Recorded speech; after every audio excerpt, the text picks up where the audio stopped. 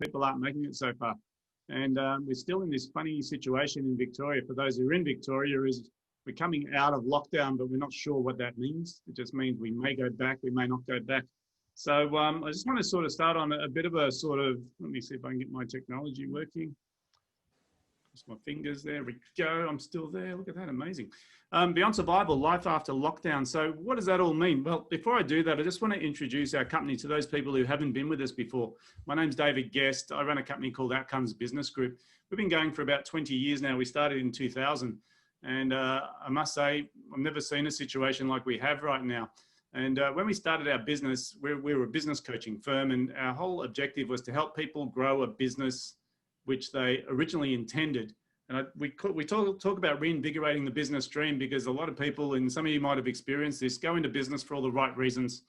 But then what happens is over time you get dragged from pillar to post, and instead of running a business, it's a bit more like the business is running you.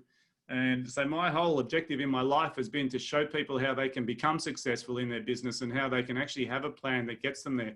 So today we're going to be talking a little bit about how we're going to be doing that. But this is my experience that I've sort of seen in my time as a coach. You know, most of the business owners I speak to, they look like this. They're busy. I ask them, how's business? They go, we're flat out. We're just, busy, busy, busy. And even now in lockdown, people are still busy.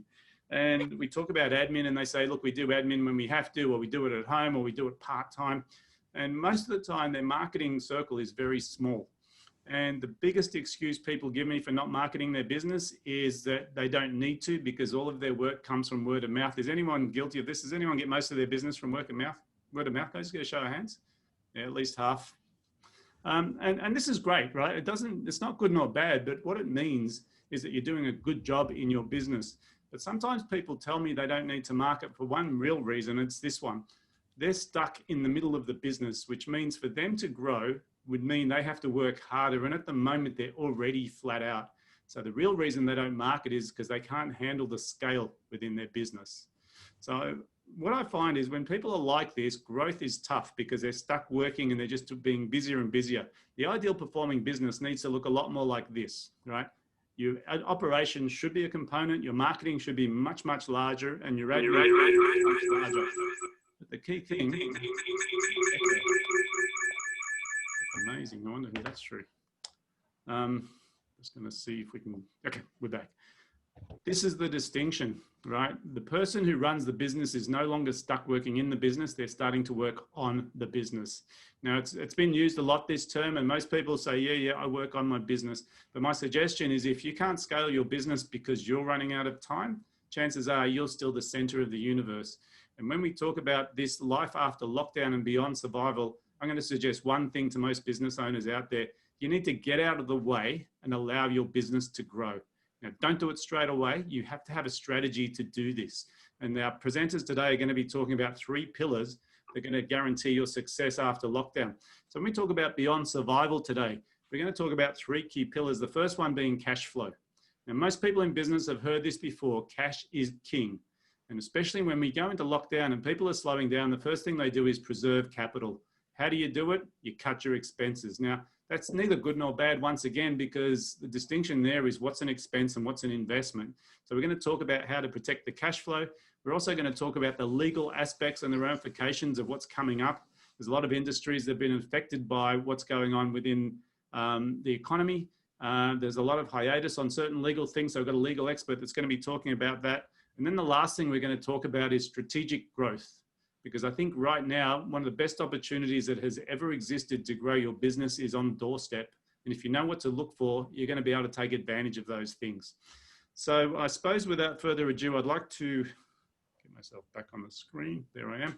I'd like to introduce our first presenter. Our first presenter today is Nicholas Pateras. Now, he runs an accounting firm that's been running for many years. And today he's going to be talking about the 90-day cash flow success plan. So he's going to be explaining how we can make sure that cash flow is going to stay buoyant for the time we're in business. So if I can introduce Nick, and let's see if we can give him a bit of a clap as he comes on board. Welcome, Nick. Thank you, David. I'm going to switch to you. No worries. I'll just bring up my presentation. So bear with me for a few moments there as that comes up. I do apologize in advance if there is some technical difficulty. I come from a generation, as some of you may come from, where almost IT was our second language. So I'll just get this ready in a moment.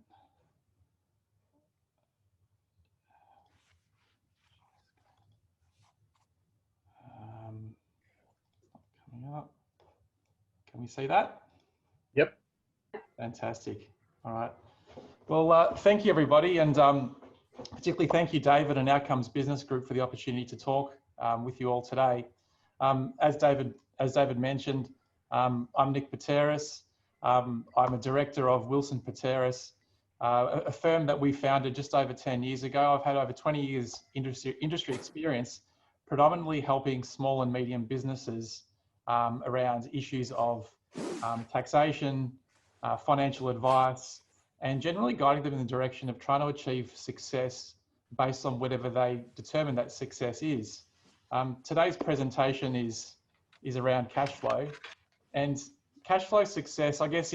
First of all, in starting out, why do we want to talk about cash flow in terms of coming out of lockdown? And I sort of relate cash flow going back to the basis in which, why did all of us who are on this call today, why did we go into business in the first instance? And it's one of those questions where often we're not sure unless we reflect on why we did go into business in the first instance. And for a lot of people, from my experience, the reason why we've got into business is for independence.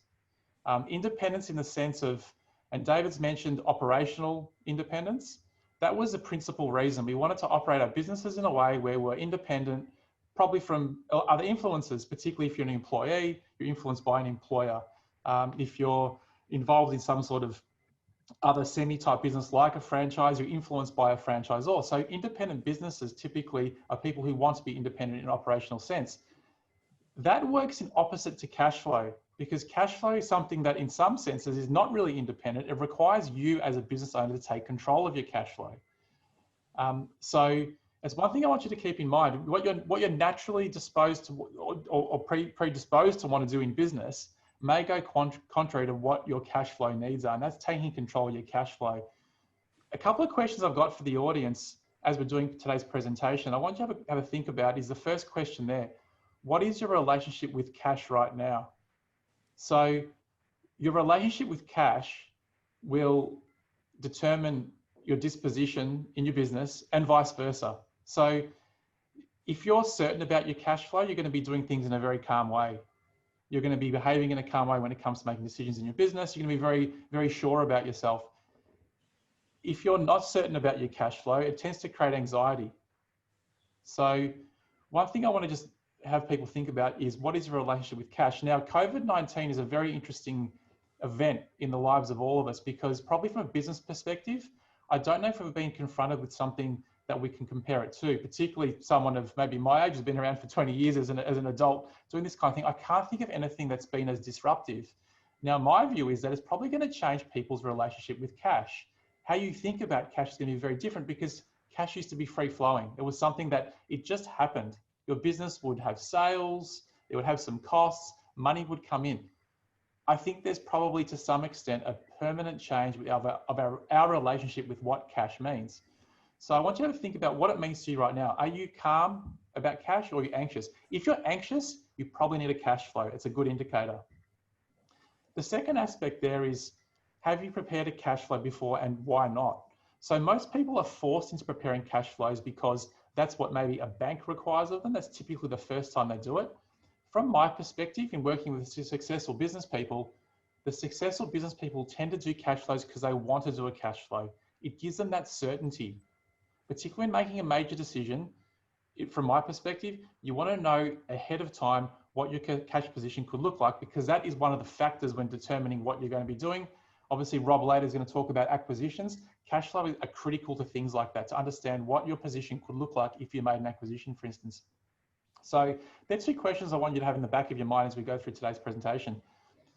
What I also want you to take away from today is, why is it important right now? And that reference to COVID-19 is a really important one.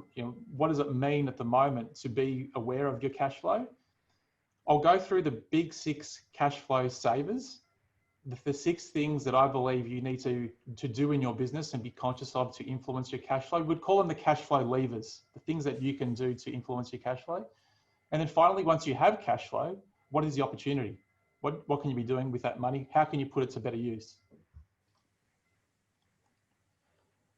So I guess in looking at some context, you would have all read articles and maybe seen some commentary from people that are much more advanced in economics than, say, someone like myself. But it's quite simple when it comes to the change of relationship with cash. Confidence and employment. They're probably the 2 key levers. At the moment, confidence is low, particularly here in Victoria. And when people aren't confident, they will want to have cash held aside. Employment's another one. Obviously, huge employment issues here in Victoria. JobKeeper, provided by the federal government, has helped that to some extent, but that's coming off. So we're probably, I'd say here in Victoria in particular, in a situation where being conscious of your cash positions are probably a semi-permanent proposition. Savings, generally speaking, out there in the community are going a lot higher. People are saving a lot of money because of that uncertainty. As a general rule of thumb, when you're thinking about cash and cash flow, how much money should you have aside? 90 days of costs is a bit of a rule. I mean, if we think back and we go back to, say, March, it was quite an alarming period when you had directives from government saying your business might be shut down. And Scott Morrison at the time said you should maybe hibernate your business. He talked about a 6-month hibernation. We're suggesting at a minimum a 90-day cash flow amount to pay for bills to deal with the uncertainty of what the future could look like. There's some numbers there which talk about some of the reasons. Obviously, gross domestic product and consumption and so forth, they're all significantly down, which impacts the possibility of your future business cash flows. Just in terms of a couple of keynote things, certainly as an accountant and a tax agent, there are some obvious things that you should be exploring. So JobKeeper 2.0 and JobKeeper 3.0 are some cash injections that are very relevant to your business. They're incredibly valuable. So just this little quick case study here. I won't go into a lot of detail on it, but if you're talking about having a business of 20 employees, so 10 employees at the top there is your full-time employees and 10 part-time employees. Over the course of the next 6 months, JobKeeper can be worth as much as $230,000. It's a significant amount of money. So one thing I do ask you to do going away from this presentation is to check your JobKeeper status, talk to your accountant, happily even talk to someone like myself. We can help you make sure that you can get those cash flow benefits. In terms of the more recent stuff, when it comes to government cash flow, there was an announcement just made last Sunday or 2 Sundays ago by Daniel Andrews in relation to some local state government stimulus. A lot of businesses will be eligible as well for that. Grants of up to $20,000 for small business, some specific items for hospitality businesses and payroll tax deferrals. Once again, they're things that we think you should be talking to your accountant in further detail about. So going forward, in terms of what these big cash flow savers are, they're the 6 things, the 6 levers of cash flow that we want you to be thinking about. The first one there around the faster paying customers. So what does that mean in a business to have a faster paying customer? For instance, back a couple of years ago now, if you were a retailer, a faster paying customer or an incentivized customer was someone who had a retailer had an FPOS terminal. So you could go and tap and pay on your purchase versus paying in cash. It was someone who was putting money into your bank account faster. Now for a retailer, it's probably evolved into someone who has an online business. So someone who sells items that is having cash flow coming quicker. For a service business, you think of something, and we've got a case study in a few moments, something like a professional services business. A faster paying customer is a customer who pays you either upfront for a service, ongoing for a service, or even on a subscription-based model. Subscription-based models are really good ways of having ongoing cash flow and actually quite a loyal customer as well. So faster paying customers are a way to increase your cash flow. The second thing is government support, which we've just touched on very briefly. There's lots of programs out there. We certainly encourage you to look at those programs and get as much of that benefit as possible. It's there for a reason. The third item is the elimination of non-core expenses. So what do we mean by that? We mean by that is that when you're running a business, often time can pass quickly and some of the costs you're paying for previously may not be relevant anymore. So a scan of your profit and loss and making sure that you're not paying for things that are not adding value to your business, particularly when you have a cash flow squeeze or your profitability is suppressed. It's really important to get every single dollar back into your business. So reviewing your costs, dealing with suppliers to make sure that you're not paying more than you need to. The fourth one, around paying creditors slower. This is an interesting one where we see clients often get into a bit of trouble. And what the tendency to do is to bury their head in the sand, so to speak, and maybe not pay their creditors, which leads to an even bigger problem. What we're suggesting there is to negotiate with your creditors. So to keep the communication going and talk with them around your payment terms and negotiating those up front. What you'll be surprised about is a lot of your suppliers will understand your predicament if you are in a difficult cash flow position. And instead of, for instance, paying in 7 days, maybe negotiate to pay them in 30 days or go on a payment plan with them. Most people will be very accommodating and understanding with that, as long as you keep the communication going.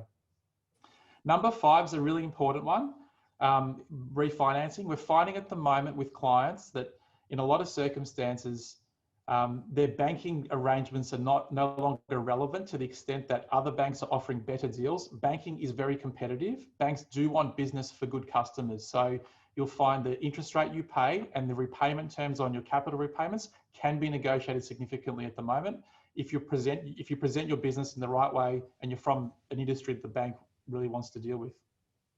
The final one, number 6, is delaying large expenses if you don't need to pay them at this point in time, given the situation. So here's our case study. It's Bella's Architectural Services. And with our case study, we're talking about a business in Melbourne that provides architectural services. The services are for architectural drawings and planning approvals for clients. Very typical of what a Melbourne business might look like. The process takes quite a long time. It's a 5-month process, say, for a particular client. From the time you meet the client to the time you complete the service, 5 months. So this requires cash flow and working capital to pay your bills.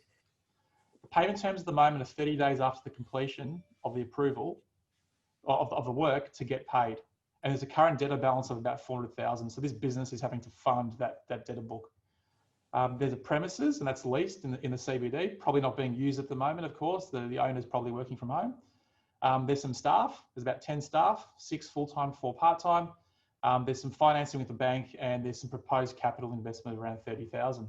So I'll just change my screen share to run you through a little spreadsheet, which will show how this particular client can save a bit of cash flow.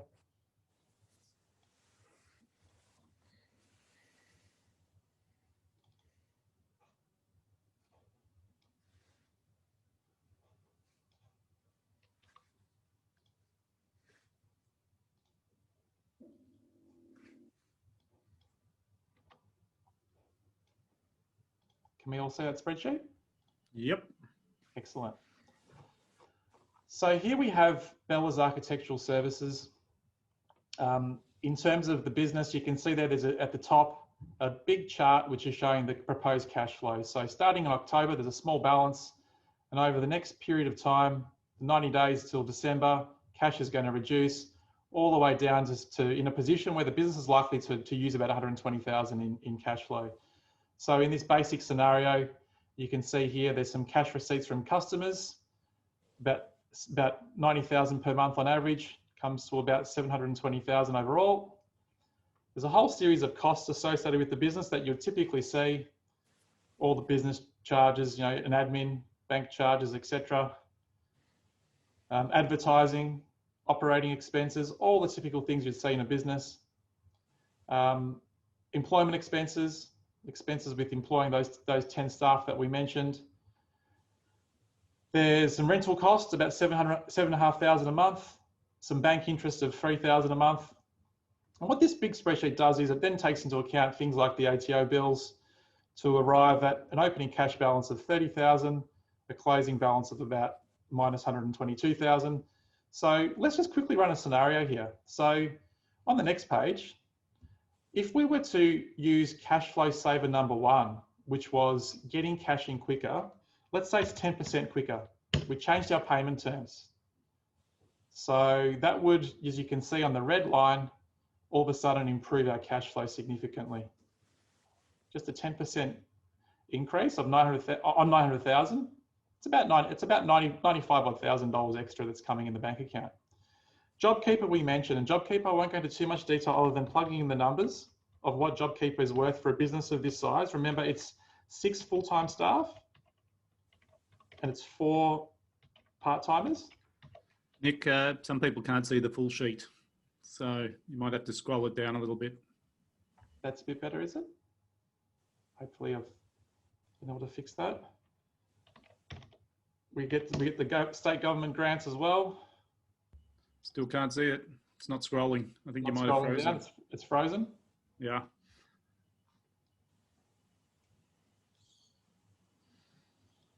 Maybe unshare and share it again. Okay, I can think. Oh, that should do it now. Aha, guys. Much better. Apologies, guys. So we're in the scenario at the moment where the client or the Bellas architects gets a 10% improvement in ongoing cash flow from customers. We receive our JobKeeper, which is worth at this stage 123,000. It's a state government grant that the business is eligible for. So saver number 1 is cash flow saving from customers. Saver number 2 is our government incentives. Saver number 3 is non-core expenses. So we look at our advertising and we say, okay, maybe it's something we can cut for the moment, and maybe our newspapers and magazines, we can reduce back on that. That's saver number 3, eliminating some non-core expenses. We had a payroll tax deferral as well, which is saver number 2. Saver number 4. So at the moment, there is the opportunity to negotiate the lease in the city on this premises that's not being used. And what we're going to suggest is going back to the landlord and requesting a 20% reduction. So that saves us some money there. We're paying 5% bank interest. We know we can probably pay lower at another bank. So let's say that's 4%. So a 20% reduction, 25% reduction of our interest. And then going further down, our bank loan repayments. We said on our bank loan, we were doing a 10-year repayment term on our bank facility. And maybe we can negotiate some interest-only payments. So we can remove that. And our investment in software, number 6, we can also delay that. So we have done quite a number of strategies. We've ended up doing 6 different strategies, starting right at the top with paying customers faster, government support, eliminating core expenses, paying creditors slower, refinancing terms, delaying delaying capital expenditure. As a bit of a spreadsheet model, what does it end up telling us? It ends up telling us that the combination of all those things, rather than going into the blue line, which is a negative, the business has an opportunity to go along the red line into a positive. Now, you don't need to try every single strategy, but you can just select and pick based on where you think the business is going. But in summary, we should up in a position where there's a significantly stronger cash flow position if the business owner decides to take control. So there's a bit of a summary there of what it means to this particular business by taking control of their particular business. I might just jump back into the other spreadsheet, the other presentation.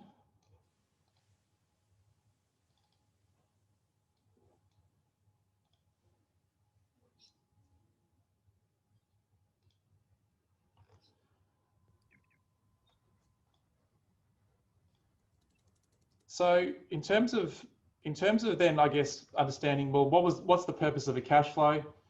Firstly, it's peace of mind. I guess what we're trying to do with you is take control. So we want you to take control of your cash position and be able to sleep at night, remove that anxiety and know where you're going with your cash flow. There's nothing worse than not understanding where you're heading as a business.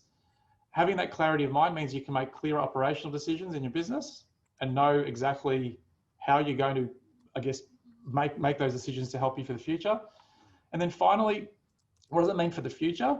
Well, having that cash war chest means that asset prices are realistically probably low at the moment and will remain low. If we think about in terms of what are the levers that are affecting asset prices, confidence, employment, it's going to be like that for some time. So if you're in a strong cash flow position, you are going to be in a better position to take advantage of that when the time is right for you.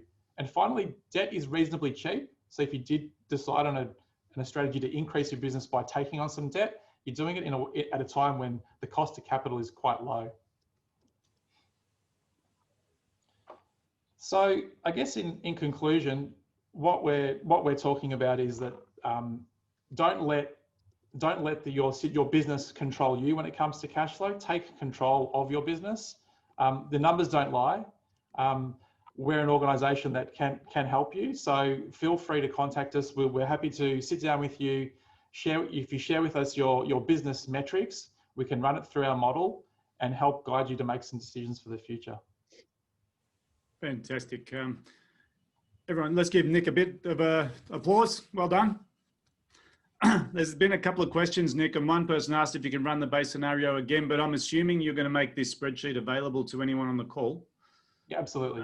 And probably even better, you're happy to run through their numbers with them on some sort of call with you? Yeah, more than happy to have a one-on-one session. I think what's useful in a one-on-one session is we can get your specific information tied back to what your business is looking to achieve. Every business is different. Yeah. But we can keep in mind those 6 key cash flow savers in terms of guiding that business's direction.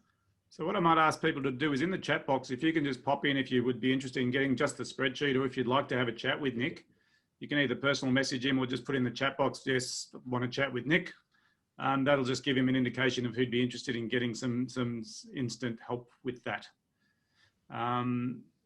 By the way, anyone who has any questions as well that'd like to ask Nick during today's presentation, if you type them into the chat box, we'll try and manage those at the end of the 3 presentations.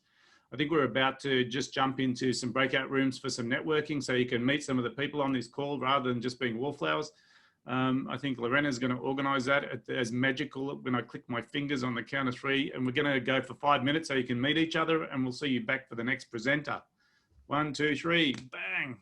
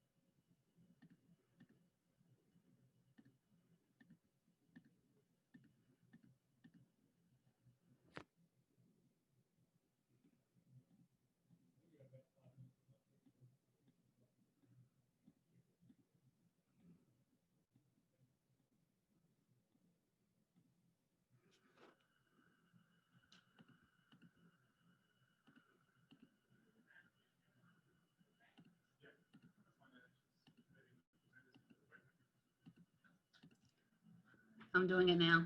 Okay.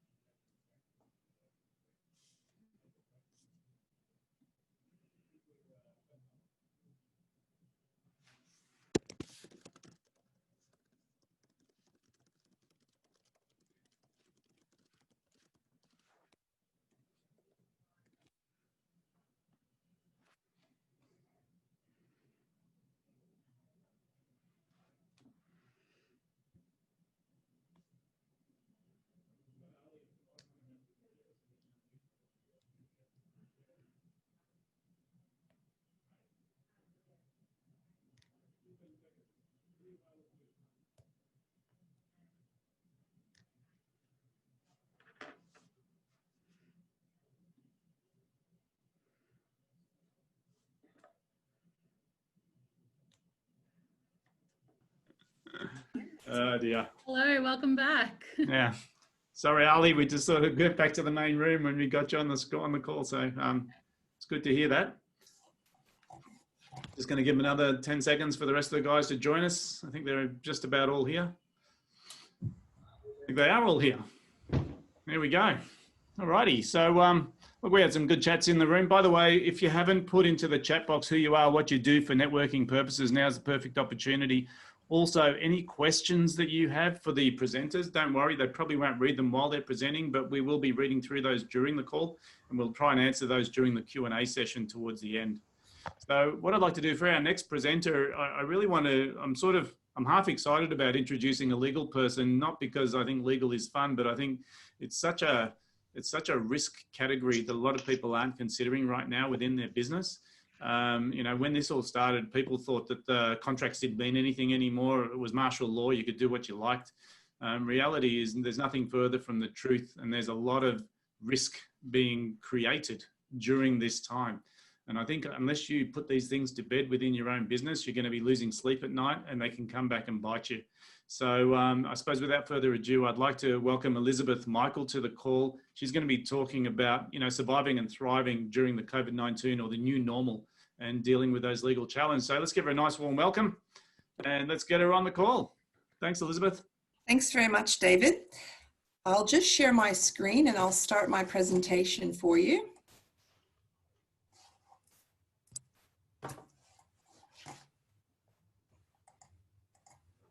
Okay, so you should be able to see that now. Well, welcome everyone, and thanks for coming. And when I was scanning across, yes, Elizabeth. Sorry, can't hear me. Can't see your screen at the moment. Oh, okay. Interesting. Says that you should be able to see my screen. Let me just go back. Well, maybe it's just me, but I'm guessing if I can't see it, other people can't see it. Yeah, let's have a look. Try to stop sharing and try that again. Not sure what's happened. Wait music.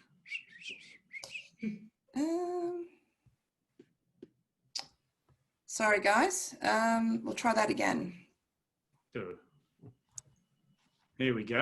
All That's right. much better. Take two. And you just need to put them in.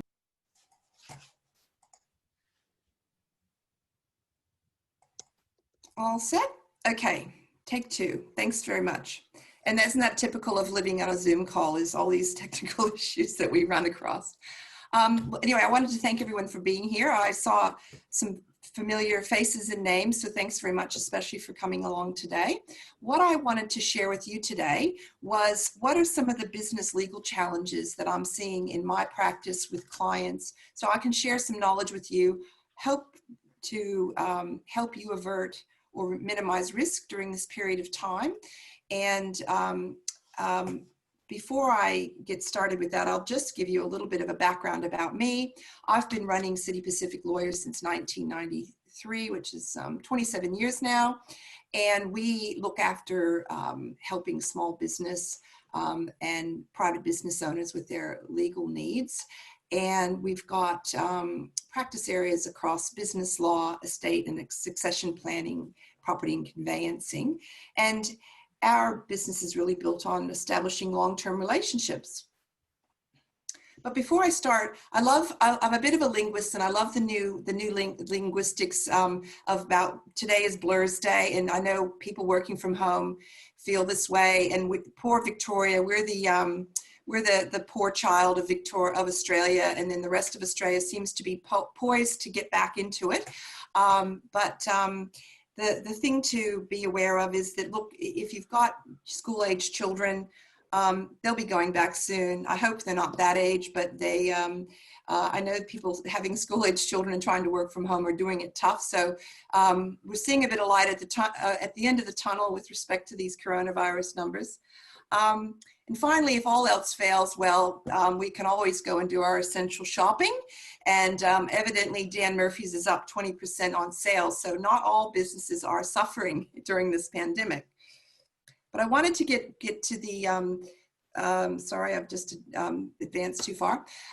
Carrying on from what Nick said about cash, in this current environment, what we're seeing is that there will be debt disputes. Now, the government has legislated some areas to try to enable businesses to carry on during this pandemic period. So some of the typical enforcement measures that you might use in terms of doing debt recovery procedures are effectively the sting in the tail has been taken out because of this legislation. For example, a very common way of enforcing a debt is to serve a statutory demand on the debtor. And there are now new rules in place where you've got to have a higher threshold of $20,000 to be able to serve one of these documents. And also the debtor has 6 months to do something about it as opposed to the normal 21 days. So again, these measures are about the government saying we want businesses to be able to carry on through the pandemic without having to bring in administrators and put the company in the hands of administrators. We want people to give everyone the opportunity to trade out of this period of time. Similarly, there have been similar amendments made to the bankruptcy provisions. Again, there's a 6-month period and there's a higher threshold. So what does that mean? It means that hopefully businesses will be able to trade out of this period. And so you have to be a bit more creative if you are owed money in your business about how you get paid. One of the ways to minimize risk is to pull out your terms and conditions or whatever agreements you use to engage with your business, your clients, and make sure that those are watertight. Because the first thing that happens in a debt dispute is people looking at, well, what does our agreement actually say? Where's the wiggle room? How can we get out of this liability? And one of the things also touching on what Nick said is bringing forward payments. So that's a creative way of getting clients, before you start doing the work, see what negotiations you can arrange to get paid in advance, or even part of it, because it goes a long way toward helping your cash flow. And in tough times, we all know cash is king. The other area that is really important to be aware of is that anytime you as a business owner are signing a supply agreement or a lease or anything to that effect, you really need to review it, because hidden in that document can be a personal guarantee. And the case law is very clear on this. If you're a business owner and you sign something like that, you're really charged with understanding what you have signed. And therefore, you just need to be very careful about what you sign, review what you sign. If you're not sure, get advice. And I always recommend to clients, look, keep a register, because it's almost impossible not to run a business without signing some personal guarantees, but keep a register so that when there are issues, you have records of where your exposure lies. If there is a problem with a debtor or a creditor on either side, get in early, negotiate installments. You're better off getting something happening and an agreement along the way in place early. An outstanding debtor who's not paid you in 60 days is going to be still sitting there in your accounts receivable ledger in 90 days. So you might as well have the conversation earlier to try to get things happening. And early dialogue is really, really important. And the other thing is to be aware that, look, these are, you might be having issues with people that you have ongoing relationships with. So engaging in alternative dispute resolution is a really good way of, on the one hand, resolving the dispute, but also preserving the relationship going forward, because you obviously want to continue doing business with those folks in the future. Another area that we've seen a lot of activity on is in the area of leasing, and whether it's in the commercial or retail space. You would have heard a lot in the media about rent relief schemes. This is currently very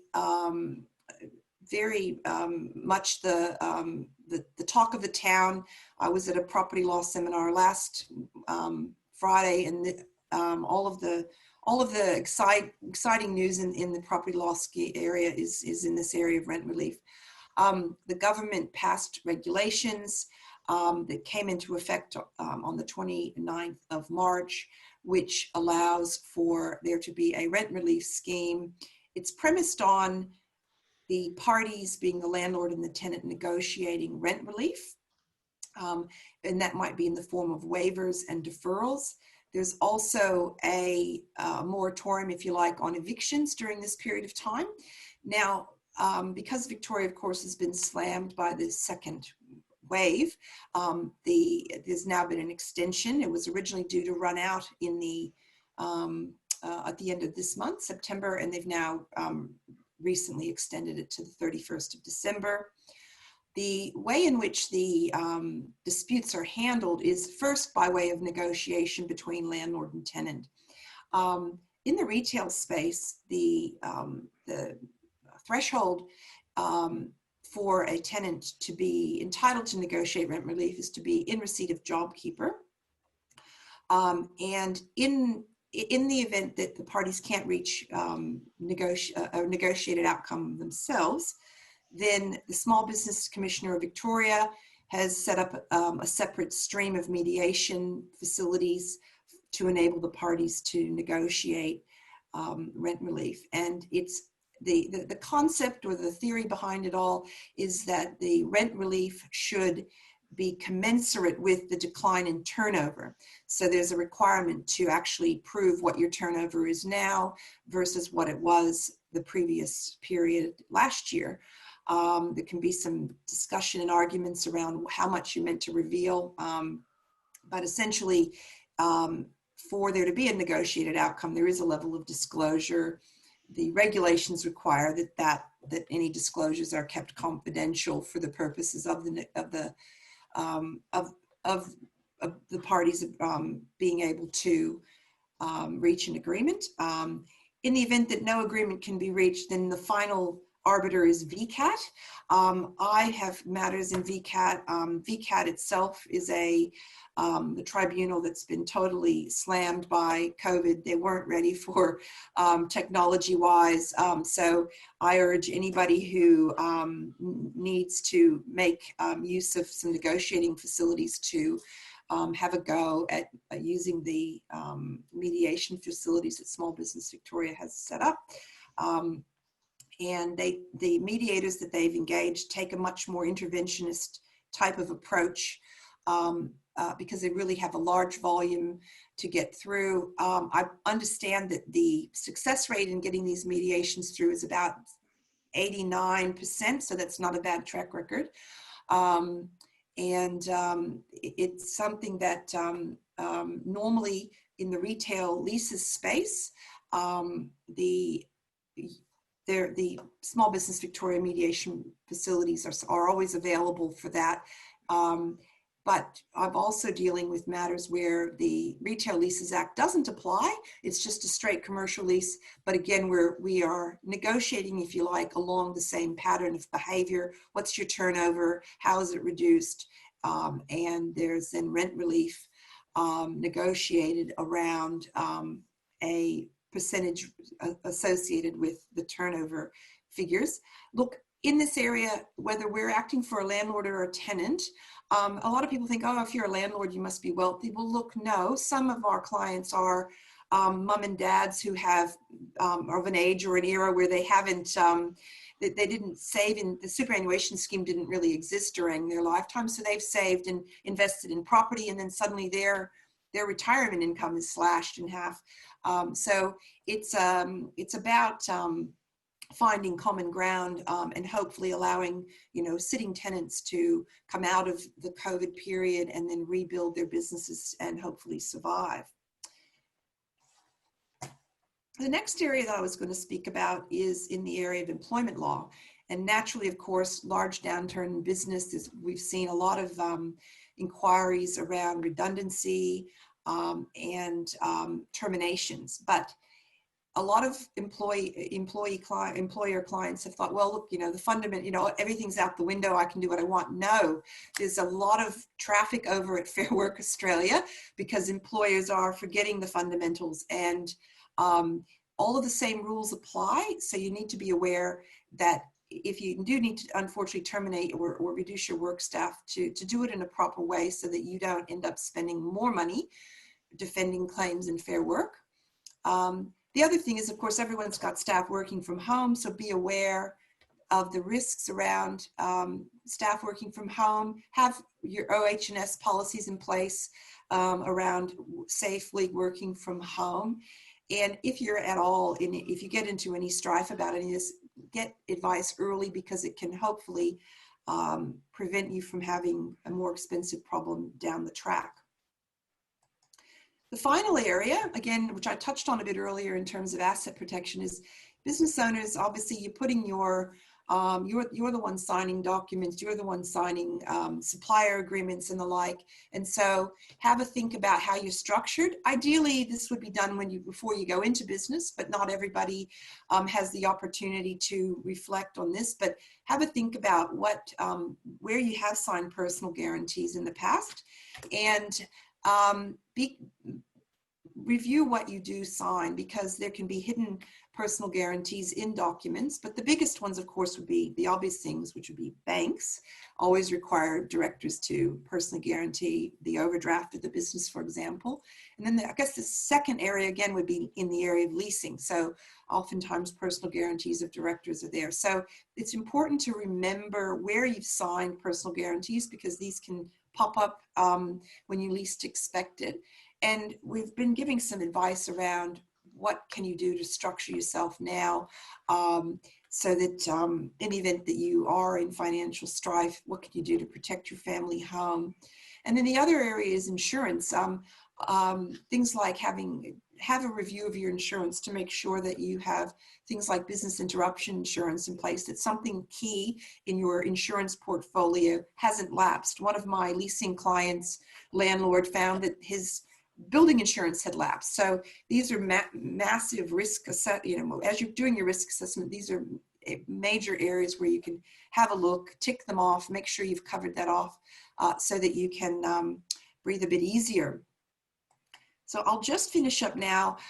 If you've been feeling a bit like this poor guy, and you've got some niggling issues that you're concerned about that might be affecting your business, impacting potential risk for your business, what I would like to extend to you today is an opportunity just to give us a call. Sometimes a discussion on the phone can point you in the right direction, or give you some peace of mind about how best to tackle a potential problem early on, because that, of course, means that you're essentially heading off what could potentially be a much larger, more expensive problem down the track. So I'm going to hand back over to David now, and I would thank you very much for your attention. Great. So everyone, give Elizabeth a nice round of applause. She did an awesome job. This legal stuff, sometimes it sort of does my head in, because there's so many ramifications, and really, we don't really want to ever enter into this legal issue. But if anyone would like some help from Elizabeth, you can either privately message her or type yes in the chat box. I think she's willing to give you some time. I'm not sure how much.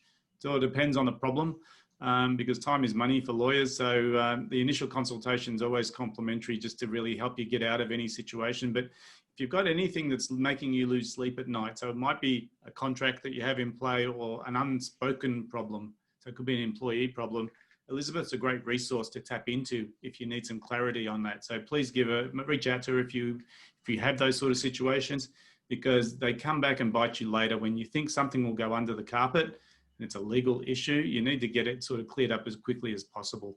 I think we're going to head into another breakout room. This time it's another random selection, so you never know who you're going to end up with.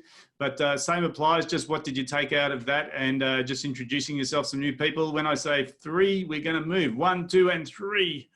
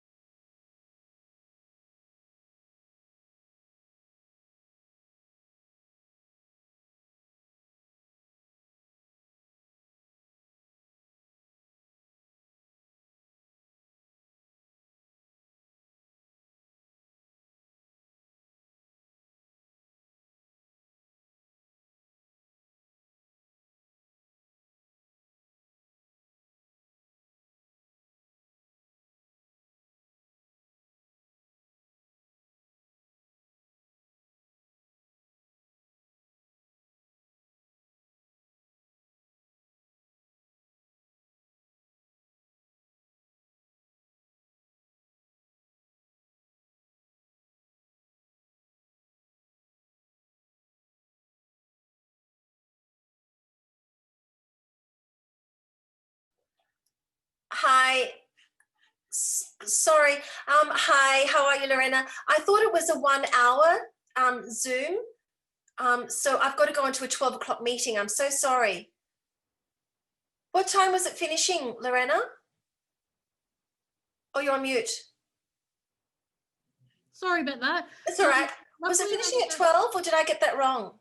Roughly about 12:30. Oh, I'm so sorry.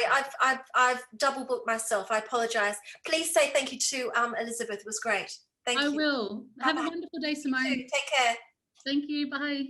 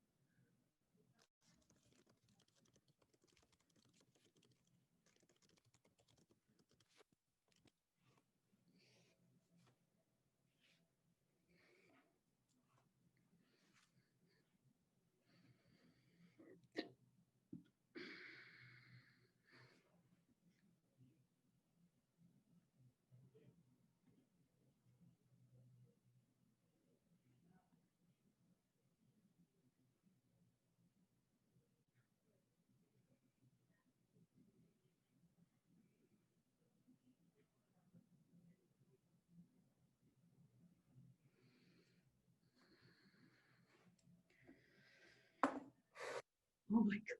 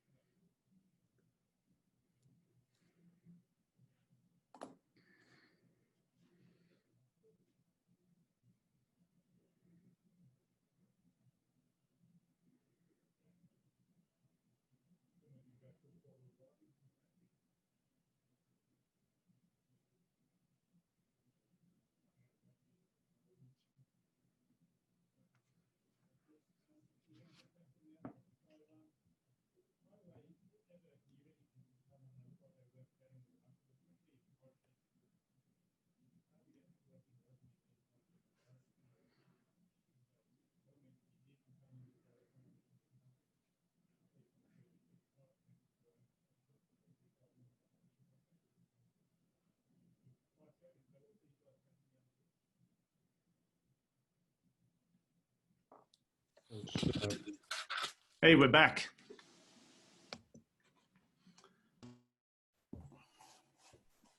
Okay, Everyone I back? think everyone can hear me. Awesome.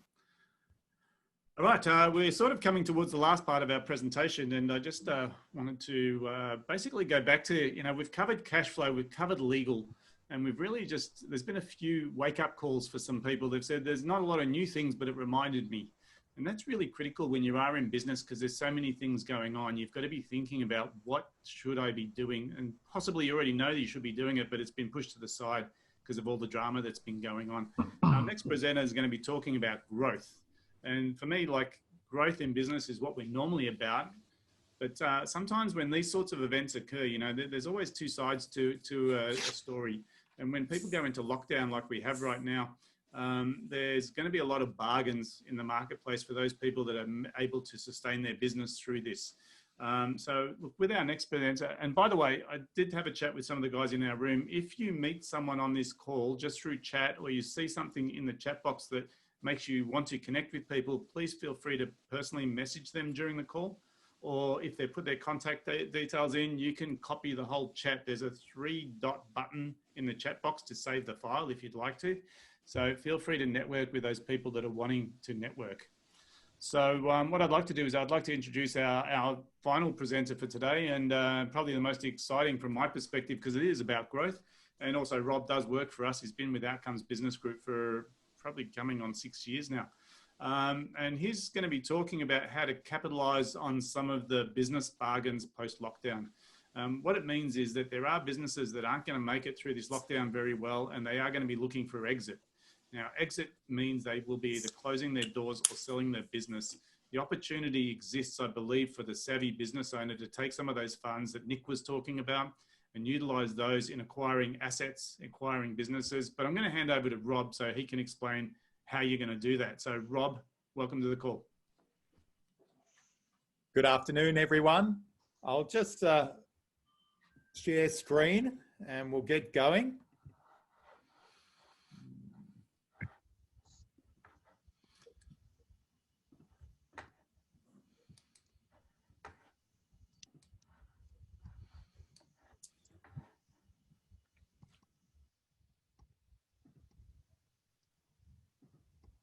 Okay. Well, as David said, I'm Rob Jagger, and I'm a business coach and acquisition strategist at Outcomes Business Group. And welcome to Capitalising on Your Business Bargains After Lockdown. So I really do want to make this an interactive session. So if you do have questions, make sure you put them in the chat box. And as David says, we've got a Q&A at the end. I'll address each of those questions in the Q&A, and any that I don't get to, I'll personally contact you to answer them afterwards. So make sure you use that chat box.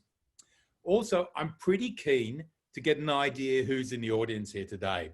So what I want you to do is just take a few seconds, go to that chat box and just put what industry you're in. Whether you're an accountant, a tradie or an engineer, just make sure you put what industry you're in, so that we get an idea of who's coming to the session and who's in the audience, because that's going to be really important. I see a few people are putting it in. Just take a few seconds, guys, as I'm talking, to put that in. Now, in our changing environment, it's very hard to predict what's going to happen next. And some businesses have been lucky. They've been able to pivot so that they've been finding opportunities for growth. But other businesses that relied on older strategies are in decline and potentially terminal decline. So you need to take advantage of the disruption that's happening all across all industries at the moment. And there's some real bargains out there, and it's a proactive business owner that might be able to identify some of those opportunities. So let's get started.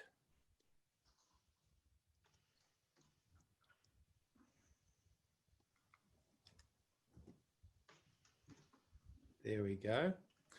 All right. I want to give you a bit of an idea of my journey to business coaching. And it really started with Graham. Graham was my dad's best mate. And he was always the life of the party at our functions, our barbecues, our picnics, our family do's. And Graham always had that little glint in his eye as he told you one of his bad jokes. And the worst thing possible started to happen to Graham about 30 years ago. his health started to fail. Initially, it was just his hand started to shake, but this was later diagnosed as Parkinson's. And within 1 year, he was left with no choice but to close down his business. I suppose no one wants to go and see a dentist when they've got shaking hands. But Graham was my dentist, and I had no qualms to see him, to get my teeth checked, to get them cleaned, or even to get fillings. And I hated fillings. And Graham's family was rather well-to-do until his health failed. And then after that, unfortunately, he really struggled. So I just felt it was so unfair that Graham, who was a pillar of the society, had no choice but to close his business. And the reality was his business relied on him. So his health failed, his business failed. So my learning from this was that you need to make your business into a valuable asset that can run without you. And that's part of my journey as a business coach. Let's get started to today. And what we want to do is look at some business growth options. So let's have a look at what the 3 options we're going to start with. The first of all is starting a business. This is ideally suited to an employee. The employee who decides they want to become the boss. And normally what they do is they have some particular technical expertise and they want to take that to start their business. But what they don't understand is they need to develop their skills around running a business and marketing a business. The second option you have is really growing your business. You've already got a business that's up and running. You could focus your energies on growing that. Organic growth, we talk about it. And with a structured plan and with some dedicated resources and focus, you will get some growth over a period of time. It's really the long game. And last but not least is actually buying a business. And this really is for people that want quick results. And it is actually ideally suited not just to startups, but also it's ideally suited to existing business owners. And once your business gets to a certain size, you'll find that to really grow your business, you need to use option 2, which is organic growth, and option 3, buying a bolt-on to really get some growth in your business. So let's just have a quick look, a review of what we recommend going forward. I do not recommend startup businesses generally. And the reason I don't like them is they're very risky, high level of risk. If you look at the ABS statistics, 60% of all startups fail within 3 years. We talked about growing your own business, organic growth. That is good, but it is slow returns. So what I want to focus on today is actually the low risk and high returns, quick returns you get from buying a business. So when you buy a business, not only can you add that cash flow in, but you're getting access to the talent, the other employees there. Also, what you do is you can access the products that the other business has, and you can really start to bring in the leads and the customers to really get you some growth in your business. In fact, buying a business to bolt on to your existing business is probably the ultimate shortcut for scaling. All right. So people say to me, is it ethical to buy a business in a pandemic? Is it ethical to buy a business in a crisis? Aren't you just really preying on people that are unfortunate and really disadvantaged? Well, the reality is it is ethical if you find a motivated seller. So I'm talking about a business owner that's already decided they want to move on. They've already decided they want to try something else in their life and they want to sell their business, exit their business and try this new option. When you have a motivated seller, you find that actually buying their business is a great win-win result. It's a win-win for the overall business community because that business is still running. It's a win for the seller because they're getting some money for the business. It's a win for the employees because they continue to have a job. It's a win for yourself because you've got a platform to build on and all that knowledge and skills has been retained. So buying a business during these times from a motivated seller is actually a great win-win result. Now, I want to give you a bit of an idea of the size of these motivated sellers. Where can you find them? Who do they look like? What are the options? Motivated sellers are part of the general small business community. And in Australia, there's 2.1 million businesses, small, medium businesses that fit into this category.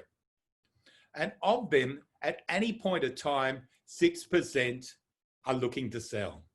So what happens every year, about 6% will either register for brokers or go on to one of those online platforms to actually sell their business. But only 20% of that 6% actually sell. So of the 130, there's still 100,000 plus that want to sell, but they haven't been able to find a buyer to take over their business. In addition to that, 12% of all businesses close each year. So that's about 260,000. 12% of businesses decide that it's not for them, their lease is running out, or they're not being able to do what they want to do, and they decide to move on. And the last of the opportunities is really this one here, the baby boomer generation. Baby boomers are already in their late 50s, into their 60s or their 70s. And they own 50% of all businesses. 1.1 million businesses are owned by baby boomers. So if you looked at 10% of those businesses being up for sale each year for the next 10 years, that would be 110,000 businesses.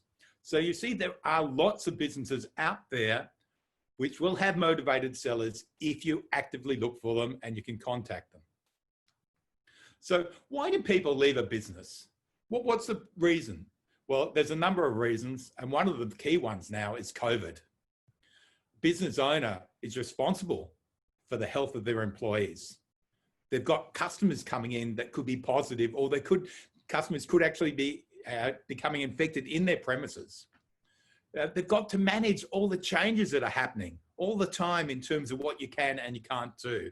And some business owners say, that's enough, I just want to move on. Money could be an issue. You could have used all your resources keeping your business up and running. Now that COVID's coming to a slowdown point, you don't have the resources to keep moving. You could be a baby boomer wanting to retire. You could be burnt out. Health issues, as we talked about with Graham before. There's a whole series of reasons why you'll need to close down your business, or you'll want to close down your business. All right, keep moving on. I want to give you an idea of the sort of multiples you can get when you sell a business. What are the options out there in the marketplace? So we're going to start off with small, medium enterprises. And I'm going to start off with what I call the unsophisticated SME. And that's traditionally the owner-operated SME. And that has a range of multiples, normally between 2 and 2.5 times net profit. So the sort of deals you get in this unsophisticated SME can range from, at the very low level, 100,000 up to $1 million for the deal size. Next on the list is the sophisticated MSE, the sophisticated small medium enterprise. Now, this is now professionally managed. Instead of relying on the owner, they'll have a general manager. They might have an ops manager. They might have a marketing manager. They've got a series of resources that runs the business in a very professional manner. And here, the net profit or EBITDA, you'll get a multiple of 3.5 to 4 times. So here the deal sizes are around about $1 to $10 million. So these are the areas I want you to think about today, the blue or the green areas. In addition, if you looked at private equity, you might get 10 times multiples and the deal sizes are 10 million to 100 million, or at the very top of the end of the market, like a NASDAQ or a publicly listed company, could be 20 to 25 times, some of the tech stocks, and deal sizes are over 100 million. Interestingly now, during the pandemic, both your multiples will go down and your profit will go down. So businesses will become more of a bargain. All right, another key principle that you have from buying from a motivated seller is your capacity not only to find a fair buying price, a fair market value for the business you want to acquire, but also you can negotiate terms. And this helps you to minimize any out-of-pocket expenditure. I'll give you an example of what that looks like, but you'll see that there's some real value in minimizing that out-of-pocket expenditure. And what are the tools that we can do to do that? The first one is called the asset carve-out. When you have a business that is up for purchase, if there's some assets that you're not interested, just take them out of the deal. The second one, second options are around vendor finance and vendor earnout. These are key. For you to be able to afford to buy a business, the vendor needs to provide you with enough time to use the profit the business generates to pay the vendor out. I'll show you that in a second, what that means. Asset-based finance is another option. If the business has a range of assets, such as it could have vehicles, it could have equipment, it could have a property. All of those assets could potentially generate finance. You could do a sale and lease back arrangement, for instance, and that'll free up a whole amount of working capital that could go to make sure that the purchase of the business is affordable. Next is really important too. Keeping people or giving them access to equity in the business. It could be the vendor might want to keep 5 or 10%. It could be your key employees that you want to retain in the business and you offer them 5 or 10%. There's nothing better than a motivated key employee that has some equity in the business. So these are all ways of minimizing your out-of-pocket expense. But let me give you a worked example to really explain this to you. This one here is a plumbing example, and this plumbing business has a purchase price of $500,000. And that $500,000 is determined by a 2.5 times multiple of the net profit. So the profit's 200,000, 2.5 times 200,000 will equal that $500,000 price. That's the price of the business. What are the terms? The terms are 20% down. So you need to provide 20% when you purchase a business. And then you've got a balance of 80% over 3 years. So you should be able to see here, maybe I'll show the cursor here, that there was 20% down for the deposit in year 1, and then 27% in year 2, 3, and 1, 2, and 3 will give you 100% over that. Really, it's a 3-year period. Sale date and 3-year anniversary of sale date. And you can see, if you look at the overall picture, the business is generating $200,000 of profit each year. And you'll see at the end of the 3 years, you'll own that business. You'll have $100,000 in your back pocket. But also notice that you needed to foot up $100,000 for the deposit. Now, we can do better than that. So let me give you some of those options before to see how you can reduce your out-of-pocket expense and actually improve the deal. The first one is a carve-out. When you look at the assets listed in the balance sheet, you see that the owner had bought a Lexus as a vehicle, and the Lexus has a book value of $50,000. You say to the owner, hey, you keep the Lexus and we'll take it out of the deal. So now you see that the price for the deal has been reduced from $500,000 to $450,000. What else can we do to make this a sweeter deal? Another thing we can do is to offer equity to some of those key employees. The ops manager might be happy to get a 10% equity in the business, 10% of $500,000 for $50,000. So that's another thing you can do. There might be money in working capital, or you could do some asset-based financing. But if you have a look at this example now, if you look at the net position down the bottom, we at 3 years, we own the business outright from the owner. We have $210,000 in our back pocket, and our out-of-pocket expenses have been reduced just to $30,000. So that gives you a bit of an idea of the mathematics of potentially buying a business. Okay, now when you want to go down this process of acquiring business, you really need to have a team to help you. There's a lot of technical issues that you need to deal with. So who should be in your team? Well, it starts off with a strategist or advisor such as myself, and they'll help you identify the key options that you might want to acquire. And when you want to go down to acquire a business, then you need to get your commercial lawyer involved, someone such as Elizabeth. And the commercial lawyer will manage things such as your legal due diligence, and if you need to write a contract of sale. As well as your commercial lawyer, you'll need a commercial accountant, such as Nick here. And the commercial accountant will need to do both the tax and the finance due diligence, and might need to normalize the books that the other people provide just to see what the true profit position is. And last but not least, you might need a financial lender to provide access to funds to purchase a business, to do the deposit, for instance, but also if you need any money for working capital. So your acquisition team is really key moving forward. Now, I've got a quick case study that will show you the benefit of this strategy of buying businesses to bolt on and to build a larger business. Now, this is a client of Outcomes called Valiant Plumbing. Now, what did Valiant Plumbing do? Valiant Plumbing was an interesting business. They had a USB of providing remarkable customer service. So they identified issues that people have with the plumbing industry, if you like, and decided to build a business to address those. So these plumbers or these tradies here always came on time. They always kept you up to date with what was happening. They made sure that they were well dressed and presentable when they arrived. They made sure they cleaned up when they were finished the work. So what they really did is they tried to be a disruptor for that general plumbing maintenance market. Now, when they first started off, they focused on body corporates and real estate agents.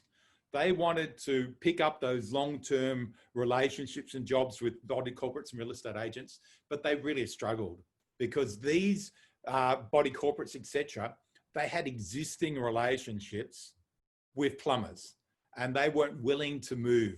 So they had to change their strategy, and they pivoted from focusing on the body corporates to then trying to buy existing plumbing businesses and get the clientele that they had. Now, this was a hugely successful strategy.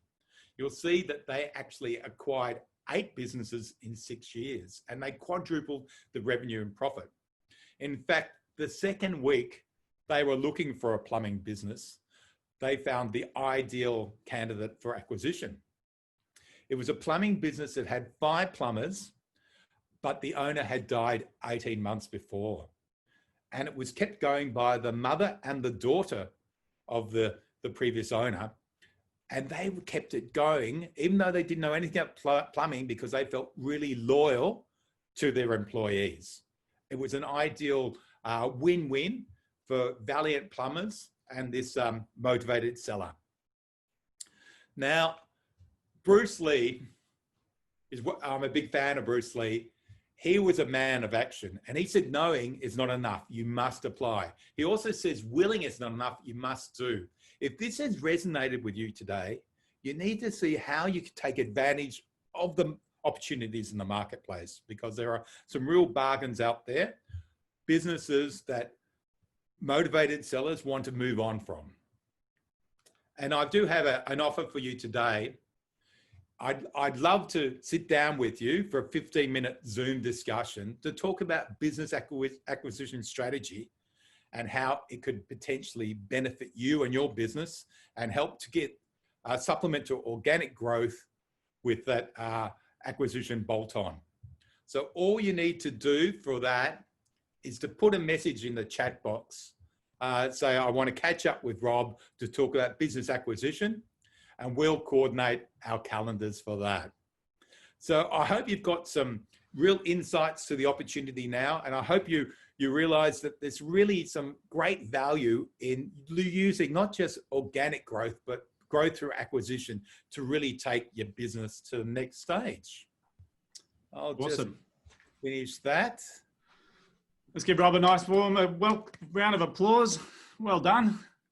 A lot of information there. And, you know, some people are uncomfortable about acquisition because they feel like they're taking advantage.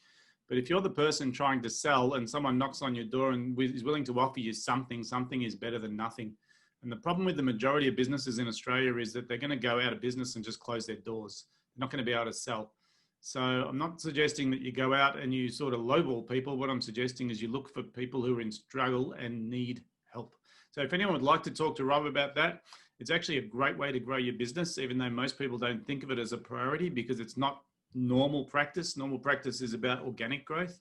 It's certainly a strong way to be growing your business. Now, I'm very mindful of time, and I'd like to sort of wrap this up with a couple of things. The first thing I wanted to talk about just briefly, if I can make my computer do its magic trick, is, you know, when we talk about people in business, we know a lot of people are in chaos and they're saying, I'm just too busy for this stuff, right? If you're looking to move from chaos into control, that's about getting your numbers right, getting your legal stuff right, and just making sure that you've got a platform for growth. The second part of business growth is growth, and it's either organic or it's through acquisition. And really, most people don't think in terms of what happens beyond this, and it's about leveraging yourself out of business. Now, our whole business model at Outcomes Business Group is just revolves around getting people to work on their business and not in their business. We do have an event coming up that I'd like to mention, the Business Adaptation Roundtable. Now, we run this for people who are just not there yet. They're still in chaos. If anyone is interested, this is your opportunity to jump on board. It's normally $97, but anyone on the call that's interested in attending the adaptation plan on Thursday, the 1st of October, it's a 2-hour webinar that we run live. Just say yes in the chat box or say adaptation plan, and we'll get you some free tickets to this event. I just wanted to throw that up there because I think sometimes people are still in chaos. But going back to what Rob was saying, look, ultimately, if you're interested in having a chat with Rob about looking at acquisition opportunities, or even if you're on the other side of the coin looking to sell your business, now is the time to be talking to someone to understand where you stand. So please reach out to Rob if that's something that you'd like to connect with. Now, I am going to wrap up. We're about a minute over, but before we do, I'm just curious, if you had any distinctions out of today, now's your chance to throw them into the chat box. What did you get out of today's session? What was the number one thing you're going to walk away with and do? Please, into the chat box. If you've got some ideas you'd like to get out today, just throw them in. If you have got some distinctions, if you'd like to bring those up, I am conscious of time. If people need to leave right now, we understand, but if not, I'd just like to wrap up with some ideas about what you got out of today. We'll get the other presenters up on the screen. If anyone has any specific questions for the presenters, now's your opportunity.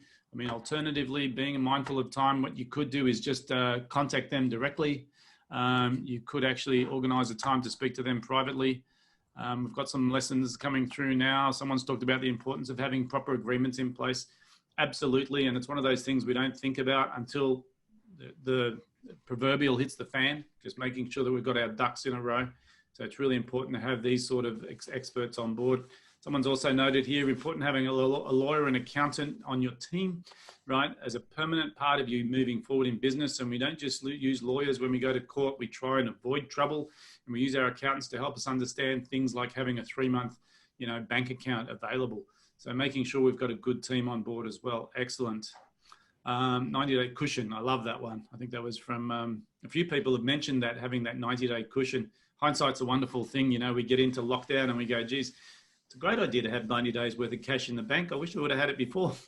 But now it's a non-negotiable for some people. And they're saying, my job is to make sure I have a bank account sitting there as a slush fund for, when these things happen. Look, other than that, I think there's been some great takeaways about structure and just understanding what's going on moving forward. I'd like to, first of all, acknowledge the 3 presenters. Let's give them a bit of a hand, acknowledge their effort they've put in today, giving us some information and keeping us away from daytime TV. There's some really important points in there, but I'd rather be listening to someone teach me something about business than watching another rerun of The Bachelor. So I think this has been awesome. For those people who'd like to reach out to the presenters, please do. They're very friendly. I know that they don't bite, and they're there to help. So, obviously the thing is, if they can't help you, they'll be very upfront about it, but it's worth getting in touch if you'd like to. And I suppose thirdly, I'd like to acknowledge all of you guys for actually investing 2 hours of your day with us and hoping that we can build your business and hoping that we can give you a successful future coming out of lockdown. So thanks very much for your time, guys. Like I said, if you've got any direct questions of the presenters, please let us know. I've got one here from Sanchia. I believe it was Bill Gates who had 1-year cushion when he started Microsoft because he didn't want to fail his employees. well, that would be great. And for some people, very aspirational to have a 1-year cushion. But often when we go into business, we don't think about risk, you know, and it's probably one of the biggest aspects that when people go into business, they don't consider is how do I make sure that I can actually keep this thing going when things like surprises happen. So, you know, thinking about the future, thinking about having that bank account is awesome. And just making sure that you're sort of thinking just more outside of just your day-to-day operation and thinking about how can I grow my business so that I can go beyond survival. So thanks again for your time today, guys. I hope you got some great value out of it. If you have, please jump online, let us know some feedback on our Google reviews.